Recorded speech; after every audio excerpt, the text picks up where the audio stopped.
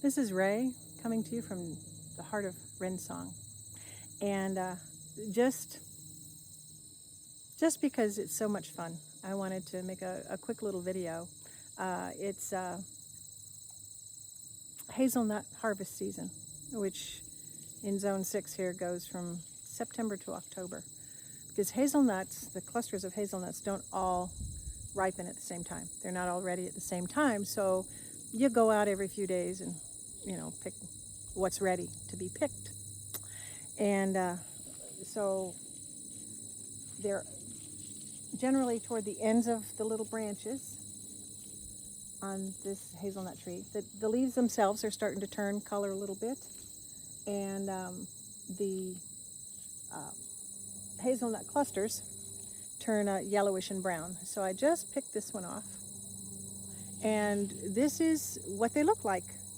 Okay, there's a little bit of stem there, but this was, in the spring, this was one tiny little ruby red magenta flower, but it produces this nut cluster. Now these things are generally known as bracts. Okay, they just cover and protect the nuts as they develop. And then these little white puffy things are thistle seed. So that'll happen.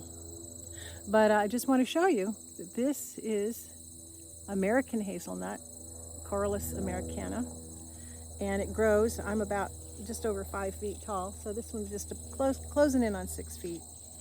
And I'm going to show you, if I can, that you can just pull the bracts back and reveal a little bitty American hazelnut. Now they're cousins of, but not the same as, filberts, which is what we usually call hazelnuts. And there are hybrids. I think they're called filazels, or filazels, and they're a little bit bigger than this. But this is the American hazelnut. Comes in a little cluster like this, and you find them. What I do is I just look at the clusters that are brownish and give them a little bit of a tug, and if they don't come off easily, then they're probably not ready for harvest. But this one came off pretty easily, and this one came off very easily. And at the scale that I do this is just my place. I'm not a commercial hazelnut producer. So what I do is I put these in a bag or a basket, and then in the evening, while I'm visiting, or yes, I do watch television with my friends sometimes, sitting around visiting, then that's the time that I'll pop these hazelnuts out of their bracts. The bracts become mulch for other projects. So I try to keep things cycling through here. So anyway, so here are just 3 little hazel clusters. And I've got many, many more. Now I'm not going to harvest them all. I am going to let probably most of them go to feed the wildlife, and perhaps a few of them might actually generate new hazelnut bushes. So I just wanted to share this fun, because it's a really neat opportunity to get out. The other day I was out gathering hazelnuts, and I found a little tree frog, and I found a little garter snake up in the branches of the hazelnut bush. I love all critters, and but it's a really nice opportunity to get out and just enjoy the outdoors. It's also an opportunity to reflect on how easy it is for those of us in this part of the world to get a hold of plenty of food. You can tell just by looking at me. I eat well. I get plenty of food, and it really, really is pretty easy to get a hold of.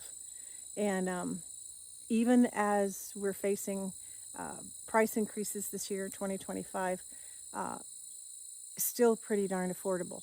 So, but going out and gathering these, and you take them out of the bracts, and you still have the nut that needs to be cracked. So then you need to crack the nut, and get the nut meats out. And that takes a bit of time and energy. So this activity reminds me of just how good I have it, and gives me respect for the many, many generations that came before me that had to go out and forage whatever they ate. The good thing about nuts is you get a lot of bang for your buck. You know, they've got oil in them, they've got a lot of nutrients in them, and calories, and so they're really worth the effort when you've got this, you know, when you've got a very primitive situation. But like I said, it makes me thankful for what I have, appreciate the generations that came before me, and it gives me an opportunity to come out and just feel like I'm part of nature. So if you have any room, they like sunshine, and they don't mind wet feet. You know, they don't mind a damp area. I've seen them grow in the edges of woods where they get less than a full day's sun. You know, you might look into planting hazel. Again, this one is Corylus americana. It's native to most areas, I believe, in the United States. There's also a cousin, Corylus cornuta, which is the beaked hazelnut, and it's called beaked because instead of just this type of bract here, its bract is a little bit longer. It looks a little bit more trumpet-like, so it's got a little beak on it. All right, this is Ray, coming to you from the heart of Wren Song. May you be blessed.